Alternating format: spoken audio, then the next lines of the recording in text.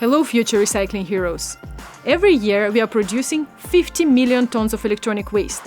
That's the same weight as 4,500 Eiffel Towers. A big number. To reduce it, we can all take a few easy steps.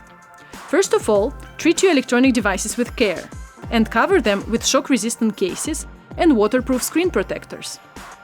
To prolong battery life, you can turn your device off when you are not using it. But accidents do happen. If you do break your device, you may be able to repair it at home. Don't worry if you've never worked with electronics before. On the internet, you will be able to find many easy-to-understand repair guides. However, if you couldn't find help online, you can still bring your gadget to a repair shop. Longer-lasting devices means less garbage. As a result, future generations will be able to enjoy the Eiffel Tower in Paris without having to worry about Eiffel Towers of electronic waste.